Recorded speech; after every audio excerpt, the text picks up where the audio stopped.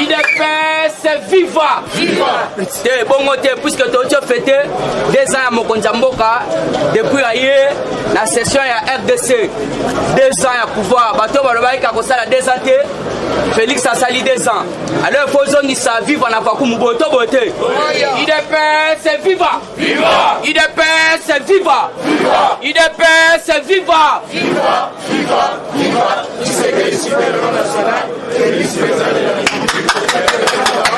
Bonjour, bonjour. Bonjour les sous-sous. Bon début de la semaine. Merci. En tout cas, si vous voulez, président Nabiso Moukontombolo Boto Boté. Alors, si vous voulez que Félix Antoine Tshisekedi Tshilombo Zalimboro. Si vous voulez que Otobengi, puisque le moment, si vous l'avez bien, Otobengi Lambert Mende a Bengi a sali le plus grand stratège de la politique congolaise. A utilisé Otobengi superlatif absolu. Donc le plus grand. Fatibé. Alors Tolinga Skoto Kumisa Mukontombolo puisque Batobele ba monaki neti baje. Azayuma ayebi ko kontate, il a dirigé où Asali est le côté Botikaye à Kokokate. Mais aujourd'hui, Ezala Kilobi, Tokokisi de Sana Bokonzi, a Fatibé, Totobetele na Maboko Makati. Zambe ayo kaka kolela na yo na ba prière. Ate soko le la kate mais même bato la muka ba le la kana ba prière na ba. Mais tout le monde ngo Mukontombolo ambassadeur wana linga tia ba poison mais c'est tout le monde qui en parle. Ezala bato la muka, ezala bato MLC, ezala bato FCC balobia. Fatibé. Mukishibe. Le grand esprit Momaïbe. L'homme fort du Congo et d'Afrique. Mukontombolo Momaïbe. Mukishibe. Obeteli papa beto maboko. Yango tolobaka awa se fati ou rien. Donc, quand il y a des gens qui sont puisque Bangouna na biso baza déjà na sekao debout. Hippolyte Kanambe na Eb Sabino bosala tout récupérer Kingakati to exploiter yango. Kabila tout la mwisi yaza. Kingakati muto ali susu Kingakati te ba peta biso peta ba masola Kingakati. Kingakati yango ne commis désert total. Yana to sera na Mukontombolo il est temps. On n'a pas le temps à perdre. Demande à exploiter Otobengi Kingakati. To continue l'actualité politique. Nana déclaration Otobengi na combo ya Arimova. Arimova a sali déclaration pe apesi biso information. Fatibé. Po oyo kakeno cheri kasere kantambo wa mwamba wanta.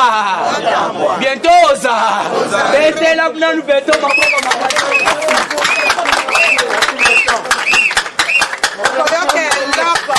Arimova Sakanya a fait une déclaration avant que le pire arrive.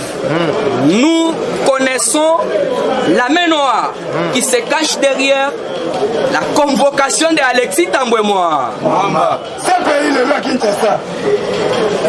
Si la justice ose seulement, là il faut tous aller à la Kangaboto Boté. Puisque ma déclaration abondée, papa Otobengi Ngoïmoulou. Moulou Nango. Azako se retrouver dans Casa Pao, Yepé a commis Golobao, la minute na sobe la sala mai. Par contre, transférer, Macha et Mai. Alors il faut comprendre. Justice, il y a le Bumbashi Balobi, mais attends, sobe la mai, la minute transférée à Kinshasa. Fatibé. Yoka Otobengi Arimova, puisque ce gars sali ma déclaration, il faut pas appréhender. beauté. Alors, si la justice ose seulement à transférer l'honorable Thierry Kasereka, à la prison de Makala, le soleil se couchera en plein midi.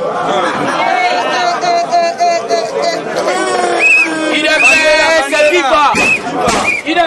viva. Il y a l'information actualité. Zone ça répète slogan matinée à la NS. Puisque Bananda Bilo la présidence pour tout d'abord et c'est aux manifestation. Fatibé, Mukishibe. Kalki les aboyés. Tambo Mamba Fundaki déjà. Balié l'artro na katia Otobengi assemblée. Bapesa qui bango tout d'abord bon babongi ça va désinfecter mambo ebele na katia palais du peuple. Mais kende les kana bon va na 19h, 20h, 21h. Oya pesa nga raison. Mine des athées place on est commune na batia na ba Baso beta match wana match ni bo beta ka des personnes. Ko to beta match. Na bo va ça te menti. Mine des athées mais bapesa mbongo ya ko réhabiliter l'Assemblée nationale. Alors il faut comprendre que même bon Janine Mabunda Lioko, les Égyptiens que vous voyez aujourd'hui, vous ne les verrez plus. Jamais. Janine Mabunda, tout la mousse Yaza. Abanda Rosa, $50,000 par mois. Alinga Koutoua Kimisa Otobengi, coffre fort et Assemblée nationale. Mais la police toujours très sévère. Bakangang. Angwalima. Ce que vous devez comprendre que comme il y a tout, il y a papa Otobengi Ilunga. Ilungamba, bientôt Kokena, alors Basenga Kingabis, Balobi Boye. Henri Movasakanya a fait une déclaration. Déclaration n'est pas Boye. Avant que le pire arrive, nous connaissons la main noire qui se cache derrière la convocation de Alexis Tambouémois. Si la justice ose seulement à transférer l'honorable Thierry Kasereka à la prison de Makala, le soleil se couchera en plein midi. Car l'honorable Alexis Tambouémois n'est pas n'importe qui dans ce pays.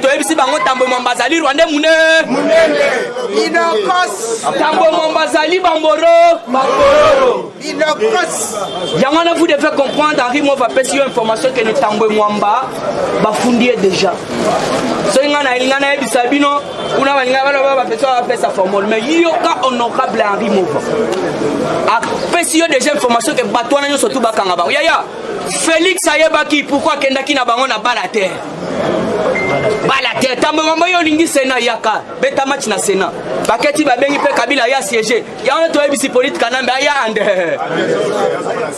asonga na sena discussion ezala ke Kamila bomoni ete na sena bo sesi Kabila ya na sena mabunda yo tula musi ya sasa ilunga yo wana nazo ebisa bino 301 signatures eske koti et d'ailleurs balobi na assemblée boye le 26 soki a été déjà malamoko par la petite porte ilunga lungamba liba lobby. Et puis pour votre information, ça n'a qu'à information, Ilunga lobby Bolanda qui a sagi déjà dans le Bumbashi.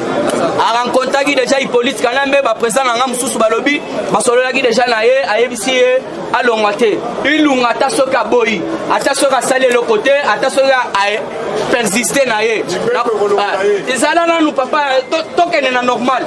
Oya zalo kola autorité imorone na bango, moukwa tombola télémi à la portée de tout le monde. Avec les humiliations que je tolérerai, ça n'a pas pu tenir. Yangana continuer na Hippolyte Kanambe na coalition FCCK cash. Alors pour le moment, ngamoko na rompre yango.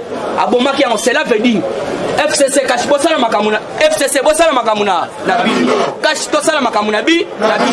Siko comment ça fait-il que Ilunga ko akolanda Kabila puisque coalition est alors mon konzamboka ko retirer kako ordonnance. Oyo ezalaki surpassé ya coalition FCC cash. Et puis jusqu'à la preuve du contraire, l'ordonnance n'a jamais été signée. Ça tenait encore jusqu'à la table dans mon konzamboka. Ça je vous dis vrai. Alors vous comprenez papa Ilunga azalizo ba muneno président Otiolo ba président Eric. Un papa mukolo alingi akende ko similier liboso mwana muke alanda ba otobe ba mwana muke. Alors faut vous comprendre que mutona za suna pouvoir te. Ya wana boyo kaka. Cowboy fatigué. Ba professeur boyo kaka ba professeur miné na université et non côté. Ya na tose la sikoyo ba professeur malamba na SDC biso ndesko totanga ba droit international.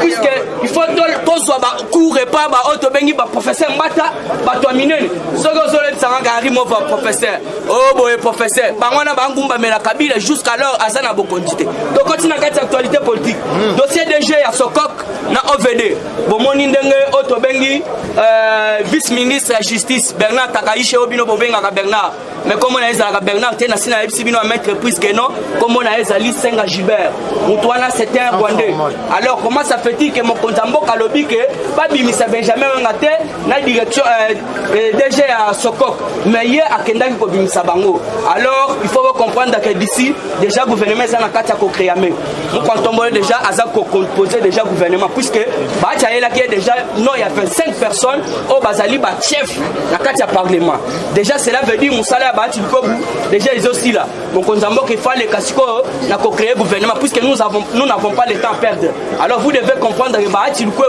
pour le moment musala na SSI anormal musala SSI puisque majorité zali bolanda te Moïse Katumbi bomoni était avec ce qui batu ba signer motion contre Ilunga te mais yé moko lobi bokende bo signer alors vous devez comprendre awa ezali kambo mboka Fati alobaki déjà que kaji na yanza yana tosa na muko tombolo na gouvernement zoya a sélectionné les biso batomale surtout na sok la justice puisque batu bazali lokola ba papa lusolo bami batu wana baza batu pena ba yebi ba poche belé yo mona lusolo bambi banda sia banda longwa sia tikala ko sa déclaration asia le quand même na média puisque yebi azana ba vérité o pena uniquement pour na muko tombolo puisque ba vérité c'est belé ye moko fa fongolango alors batu wana bazo banga pourquoi justice o ezoya ya muko tombolo puisque Bernard il faut kende alors vous devez comprendre remaniement ezo salama 31 32 ministres au barça na gouvernement ya muko tombolo pona ke ko chiter selon les informations oyokaki une dizaine ya ba ministres il fallait ba ko déposer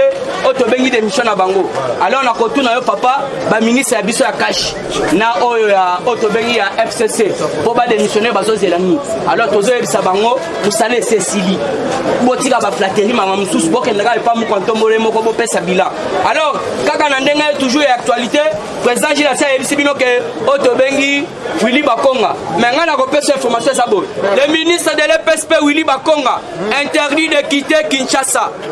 Ceci intervient après l'audition du directeur général de l'EPST. Il y a les indices qui pèsent sur Bakonga Willy. Ces trois personnalités sont accusées d'avoir détourné l'argent destiné à la paie des enseignants et créé 19 000 écoles. Et créé 19 000 écoles fictives dans le but de freiner la gratuité de l'enseignement prônée par les chefs de l'État. Bakonga Willy bayebisi ya ilongwate azala na kati ya Kinshasa puisque batomi bale bakangaki l'air ba auditionner bango pe ba citer kaka Willy Bakonga alors vous devez comprendre Bakonga détourné mbongo belé ozala qui destiné par ya ba enseignants et d'aider la deuxième des choses à créer 19 000 écoles effectives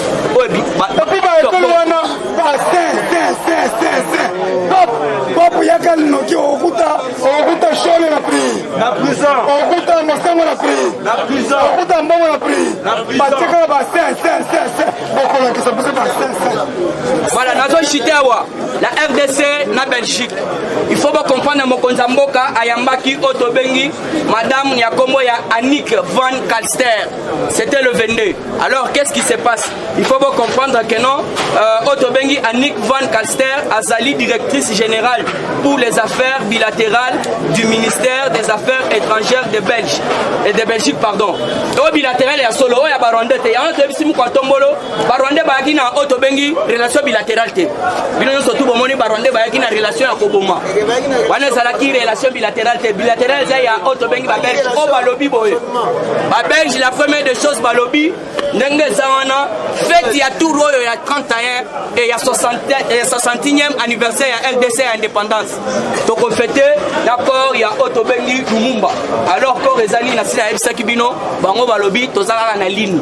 Alors donc on fête na ligne na ye. Alors pour la chita wana bango babakisi balobi bo dans des semaines une forte délégation militaire belge à République démocratique du Congo nabi ya coopération boyokaki coopération militaire oyo esalamaki wana epuis mpo barévoluer oyo tobengi bapoint oyo ezali nécessaire banda Félix akendaki epa na bango na 2019. En tout cas mpo na nga lobi jeudi je vous remercie. kombata mpoza na kisete même na bato banoteka na zanda baza motema mabe lelo bato batamona bokasa botala nde bokasa nde eza propre kobanda awa ti propre na ndenge akosangana te bonefiske eza bino moko mpe motu botindaki po ete badeko ezala na zanda bazosenga otike osala lokutu mais bokende otamona oza nomona zanda nde eza propre par rapport à nini bauti kobengana mpe bapolisier baesi biso bagénie militaire bango mutu asali mosala wana na bapene papa tolobi tala nsima zonga nini bisiki ozali kolia osali matemelo otiki wana bisiki ozali kolia même chasse osundoli wana apres olobo fati aza mabe zando eza sali te zoko yo moko ndoki mune combattant d'élite awa nakoyebisa yo nazopesa mise ngadi na lisanga bonganga lisanga bondo bolandaki déclaration alobi ete nano esalema te jamais bakoki koforme oyo tobengi majorité deux fois te même lobi nalandi oyo tobengaka union européenne combattant to manifester quand même na bageste quand même ekosala bien ekobangisa parce que président ji bayebisa ye même oyo tobengi na envoyé spécialement ya Trump alobi tolandaka bino mais il fallait tokebisa union européenne mais uti koyoka Belgique auti kozwa oyo tobengi bamesure barrière par rapport alobi avion na ekoki kovoyage te mais bakongole bakoki kokende na Belgique te mpona vis-à-vis ya pandémie oyo elati bango lokola nzoto kuna mais ozomona Belgique azokanisa constitution ya Congo lokola constitution ya Belgique azokanisa union européenne azokanisa constitution na biso ya mboka oyo lokola constitution ya bango kuna ya union européenne lobi aosala déclaration alobi ete faci tozali koaccepte te oforme oyo tobengi majorité deux fois est ce que bino bonimi yango combattant eza comprendre ete bamilitime oyo tobengi bamafie oyo bazali na monde bazolinga toujours baprofitaka na politike ya RDC ntango tokozolinga tozala na mwa sur le terrain bango baluka moyen bayibaka basalaka bagere na s papa eloko bazokamwa parce que mukwantombolo tellement mobilisé comme un seul homme alobi cette fois-ci parce que bapesaka rega ata batikaki poison mais faci ayebisaki bango clairement alobi boye nde boye kosenga relation bilatérale entre RDC na Rwanda bolobi ete même na pembeni ya frontière na bino barwandais mpe bakomi kokufa mingi parce que yeba déjà faci abetaki set alobi bitumba ayebisaki na badepute mokolo ayambaka badepute il fallait bitumba ezonga bisiki euta kombata nazoyoka te ayebisi bango bitumba il fallait ezonga bisiki euta papa elere tozolobawa na ministre basantire te faci azali tellement mobilisé awuti kobakisa même bandeko na biso ya FARDC abakisi bandeko na biso ya FARDC abakiseli bango oyo tobenga des hélico maka pacha oyo tobengi même na bamirage combattant grâce ya mokonzi ya mboka azali kopartage souci ona ndenge moko na peuple congolais UDPS viva bauti kolanda kobo ifatigue ilulukamba na katanga mais bafuite information bimi awa nazoyebisa yo so alandaki RFI à partir ya 4 heures ilulukamba avec adepa kabila ayebisi ilulukamba kokende kondima bureau d'âge oyo babengi so na kati ensemble te papa kobanga na yo te bisika na melamba ya pio yeba déjà oyo tobengi badibanga mukolo aboyaka koya kondima na kati ensemble babotolaki mituko be babotolaki te bakangaki bureau be bakangaki te awa ayebisi yo komonde ete kabila mutu abande koarme bandeko ya FCC na C parce que basalaka bakaba ye amona lokola ye kabila azali azogere lokola mboka oyo ayebisi lukamba na ministre oyo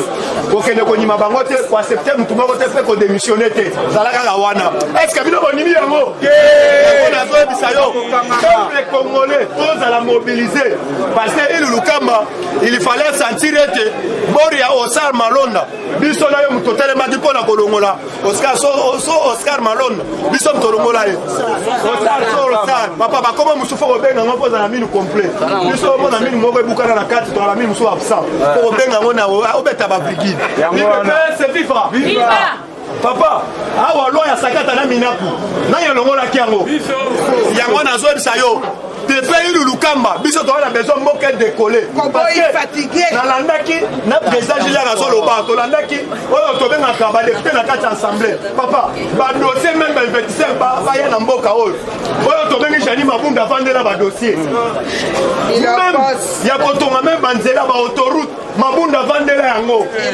mais to zelaki pourquoi to landa ba député ne ba défendre yango na nenga ko sakala te ba lobi ba oyo to bengi programme oyo soki ba tie yango na sepelaki na papa Mboso alobi faut biso nyonso ba député to protéger Fati parce que azali mbuma na biso peuple congolais parce que sur le lot to peut créer mais yeba déjà même monde mo ba ko seka biso aye pona ko développer oyo to bengaka république démocratique du Congo yango lelo biso na yo to ko pesa léopard na biso lelo akobeta to ko chak bi oyo to bengaka Chitunga.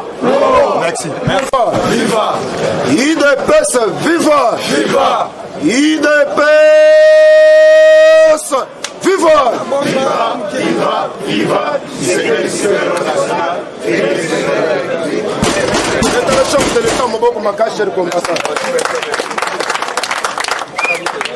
plénière na biso ya tongo lelo matière toko traité na tongo lelo président Félix ayambaki bana na kolekisa bino déclaration ya Francis Kalombo na kolekisa bino déclaration ya pasteur Muku na kolekisa bino déclaration ya Jean-Marc Kabu na kolekisa bino maetali assemblée nationale soki bondimi yango bo manifester bo docteur. Merci. Tobandi chef de l'État mokonzi ya mboka ayambaki ministre affaires étrangères belge na mboka na biso eloko nini bayeli na kati ya RD. D'abord bafélicité chef de l'État bayebise papa topesi merci na makambo nyonso sa nde bayebise papa awa nazoyebisa bino ke oko voyager na ujana na yo na Belgique sans visa beta oboko pona fachi beto parce que bauti ko signer yango na mokonzambo nana yango bakaye plus loin bayebisi chef de l'État simana tobandi les officiers belges no Congo les commandants belges no Congo précisément na Lubumba précisément na Bay bango balobi bazo kitawa ko kitozo kitawa baye polo baye ko sala tourisme awote okozo chukumbu jande waya komeka kuma okozo bumanazo dera yango nazo bisa binoke politique ekomele politique ekomitile petra maboko fone parti beto la sote na bisa bino déclaration ya Lambert mais Francis Kalombo contre Lambert mais azoloba Lambert Manda na monopole politique azo mérité te azana union sacrée wanda Francis Kalombo mais Francis Kalombo à l'époque azalaki président ya Ligue des jeunes peuple muto multiplié bakuluna eza Francis Kalombo yo ozomonaka mabe ya baninga yo pe ozama mabe ndebo yoki Francis Kalombo azokonene pa nani Lambert Mende seul combattant na koyebisa bino ke c'est depuis vendredi babandi de ça bazo traiter matière nini bazo traiter na kati ya Assemblée nationale. D'abord babandi na identification pour na koyeba majorité na bawo bazana opposition ne ba traiter matière wa seul combattant na kati ya Assemblée nationale. Si quoi il a bisa bino 50 députés ya FCC babimi libanda babite biso tokena opo soyez la bienvenue na kati ya opo boya malamu na kati ya opposition balobi ke porte-parole na biso Joseph Kabila mais Kabila bongisa français malamu asa les répétitions ya ba français parce que porte-parole ya opposition lobaka maka dena yango na soyez bisa bino ke Joseph Kabila meminga la koyebisa bino c'est depuis samedi o bapesaki bakaye balobi ke avant mutu ole wasala déclaration en plein air esengela okoma na kaye na yo okomi komba parti politique na yo pe olakisi ke ngai naza na opposition mpe olakisi ngai naza na opposition naza na majorité nde omoni bapesa bango bakaye chez combattant boyebeke makambo eza kito chez combattant awa nazoyebisa bino ke c'est depuis vendredi oyo badépose déjà pétition contre Ilunga badépose déjà pétition parce que Ilunga alobi ke ngai nayebi bureau d'agité chez combattant azosala bras de fer contre bureau d'age boyebeke bazosele primature wana bakosele yango bakokanga yango mpe bakoretire bamilitaire nyonso akokota na bureau te nde ozomona même salaire na ye akotouche yango lisusu te il ne peut vivre nakoyebisa bino pourquoi Moïse Katumbi asengi ministère intérieur il fallait na développer place wana mpo boyoka asengaki bapesa ye na cahier de charge na ye comment na kati ya union sacré okomi koya na cahier de charge mais cahier de charge ya chef de l'état le peuple d'abord akotia yango wa mais tomoni Moïse Katumbi asengi ministère intérieur ntango tokokoma na 2022 Moïse akoloba makambo ya recensement abu akoboyikote recensement nde susi na bango parce que Moïse Katumbi aza libanais Moïse Katumbi aza est-ce que biso tozaka balibanais nde ozomona susi ya Moïse Katumbi ayebi ke ngai lokola naza libanais soki tokaye recensement nakobima Congo nde ozomona Moïse Katumbi alobi ke makambo ya recensement abu bien parce que susi na ye asengeli ministère intérieur wana ntango bozomona Moïse Katumbi asengi ministère ya mine susi na yeke akopega na bamafie bamafie baostata wana akopega na bango delo ozomona awa mukontombola lipapa baposto bino bosengi ata mokolo moko te nde omoni baboyi kopesa bango German Jean-Pierre Mbemba osila soni bino bozalaki bato bokopusana pembeni ya président Félix te parce que boza bato botrahir président Félix na Genève lelo oyo tomoni bango bapusani epa chef de l'état balobi ete Jean-Pierre Mbemba azosenga primature avec 17 députés Jean-Pierre Mbemba azosenga défense azosenga banque centrale pour récupérer retard ya bambongo nyonso wa CPI abotelaki na CPI ntango azosenga lisusu défense wana eza de façon ke alobele na biso papa mama batelama na ye na ndo akreye rébellion na mboka na biso nde ozomona vie na biso ntango ayaki na CPI ayaki na pantalon ya Kimichon ayaki tala pantalon muna jeli combattant na zobi sebino ke makambo esa kito waya kosaka na kozo chukumbusha nde kumana zoto nde okeko kutana Patrice Emelumu asaka na Rwanda ube asaka na Uganda ukotuna kulu pa kotuna meme kosani beta maboko na pachi beto mukuna mwana koli jeli combattant nakoyebisa bino ke pouvoir oyo tokotika yango te di mokolo Jésus Christ aye wana makambo ya pouvoir anama ye oyo lelo ngai na bino lwanda baye na coopération ya poison coopération poisonnement barwa bamboro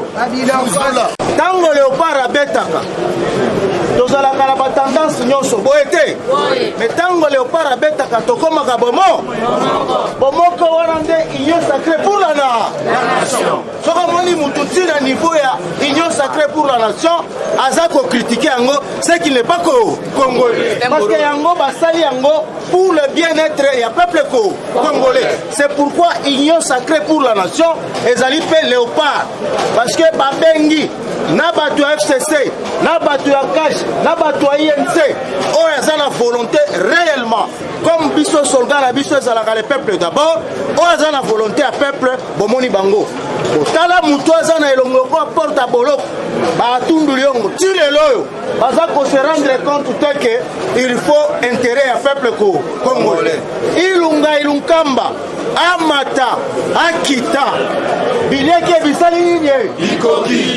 Ilunga azali esclave constitutionnel.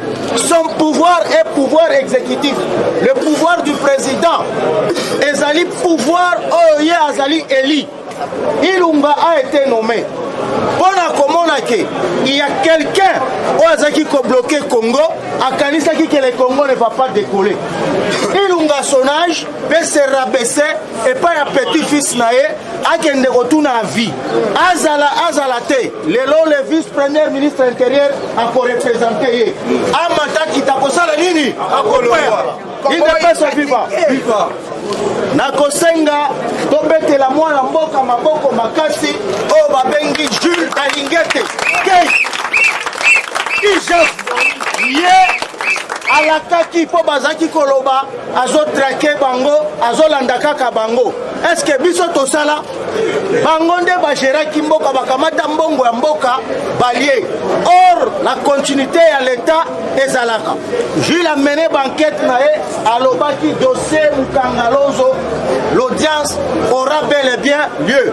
Dossier EPST. Awa tozoloba batu baliaki mbongo ya sekopé bakangami to bakangami te. Azali inspecteur, rôle nae azali procureur te. Lui il envoie les dossiers au procureur, ba procureur ne bakoyeba ko traiter. C'est comme ça que awa nde batu baza ko aider chef de l'état. Depuis qu'azali place wana maximisation et recette dans l'état et bandit déjà combattant. C'est comme ça que le Congo va décoller. Awa banqueter nae bazali na Lualaba. Bazalaki na Okatanga. Lelo bakotambola Congo mobimba bakokende Mbujimai bakokende Bandundu partout pona kokende kokanga bao bakoiba misolo à l'état. Boete. Bientôt mwana mboka Félix Antoine Tshilombo Tshisekedi akose rendre na Addis Ababa. Kuna akozala élu comme président de l'Union africaine. Awa débat ezali susu te. Mutu soki akomamaki ki akozala mukonzi bilembo ezali tozana na opposition tozana pouvoir te basali Genval tango bayawa Senko nani azalaki président bao bazaki kopona e batata na e bazaki na kati wana bamwando Simba tozalaki na batu mikolo o bazalaki na kati ya eloko wana mais bapesi ye pouvoir son papa en vie ke ye akonza bango ezalaki déjà signe du temps Pierre Lumbi baza bato baza expérience ya makasi mais batikela ye diplomatie abeti kokota na pouvoir sans soldat ata moko mais ake kofanda la kanchachi lelo awa tozoloba ba service nyonso aza na contrôle na yango o bakoboma ye okoboma ye yo nani à part Nzambe soki a décidé liwa ya mutu ndenge totelemi awa o mata okite ezala la famille na bino peut-être ndenge obimaki boyo bamisusu basi balobaki okosala accident mais bazokama okozonga eza bongo te c'est parce que tozalaka na misu spirituel te mpona komona makambo e bapriere tosalaka toyebaka bokasi na yango te mutu azali na destin ya mutu na maboko eza kaka Nzambe muze alalaki na bachere de combat na balion alala to alala te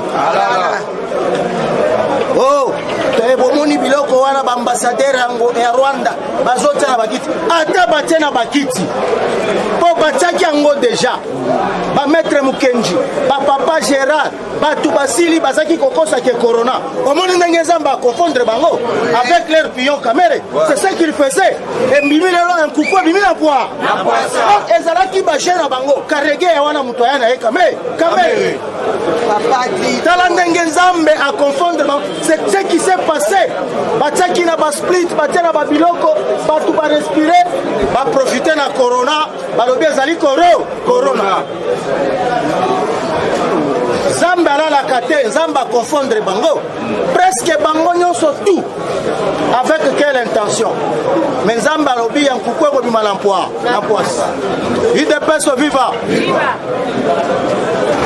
awa tozozela oyo ezali attente ya ba peuple congolais nyonso ezali sorti ya gouvernement ya union nationale suka ya semaine oyo Bahati Lukwebo aokende komona président o a remettre ye misala oyo bakonfiaki ye. Jusque là nous sommes toujours dans les bons. Bomoni ke tina suka bana mboka o bazwi makanisi ya koede Congo bazoya kaka kwadere. C'est tout à fait normal. Même Jésus-Christ dans Jérusalem batu nyonso balingaka ye. Mais lokola azalaka o mokonami ya Nzambe mission Nzambe atindaka ye esalema te. C'est pourquoi bozomona Félix makambo asali eza lokola Jésus-Christ. Malgré babomaka ye, mais 3 jours après mabele sanzaka ye, eza bongo te. Malgré makita ya Genval et à Genève, malgré nyonso basala pona président, mais bozomona monter na ezaka en puissance. C'est comme yo soko za na muninga na Nzamba bénir ye, profiter na ngenge na ye. Otingama na ye bokende na ye liboso. Soko lingo bungika ye lokola sa force lui vient de Dieu, il va t'écraser. Il ne peut se vivre. Président Jules Azaliao andimaka teke lelo akozala oyo azali akoma lelo soka akoti ata na babiro bato c'est comme ça ngenge basombaka yango eza tana ye c'est comme ça. Aujourd'hui il est connu dans le monde pour la honnêteté. Il n'a jamais trahi le parti UDPS. Voilà, merci. C'est ça le fruit. Ata oliango la partie te Nzamba ko toucher mitema bao balandaka yo bakosombela yo mutuka bakobengisa yo na poto ndenge babengisa selfel katende soki corona te na banza china kokanga même invité na poto. C'est comme ça. Président Félix akoki ko occuper te même mutu moko lobi ngana tindeli yo invitation yaka aux États-Unis. Il est pas viva. Awa na minute oyo tozala serein. Doit accompagner le chef de l'État. Na makambu nyonso aza kosala parce que réussite déjà eza ko se dessiner. Boete. Lelo Congolais kofi ko somba passeport na $99. Passeport. Mais ceux qui gouvernement bimi, on peut améliorer des choses tokoti koko ya même na 50. Parce que Tozala qui est le seul pays au monde où les passeports coûtent trop cher. Mais lelo maman yoyo bakolo ministère affaires étrangères. Tobeteli na maboko. Oyo bana président Tshisekedi pendant la clandestinité, batu bazalaki kokende comme la présidente Tshisekedi, ba document officiel. Elle a travaillé beaucoup pour le parti, mais tout le monde a son temps. Lobby tumbanzenza kozalate et kozala mama muika. Parce que eza ko se tracé. Il est viva. Amen. Oui. Ozo mama pa ebi yo. Ndenge président zo kundola batu ye moko ayebi. Bao bazali aux affaires lelo, bazaka koyawa. Boete. Baete ni longondo batambola wate. Mama boyata. Bayawa te. Mais lelo bazala bangwende te. Mais lobe ozala tour na biso, eza bongo te. Président Jules. Est-ce qu'il y a président moko ko lo batawa? Oh, tobeteli chinois maboko makasi.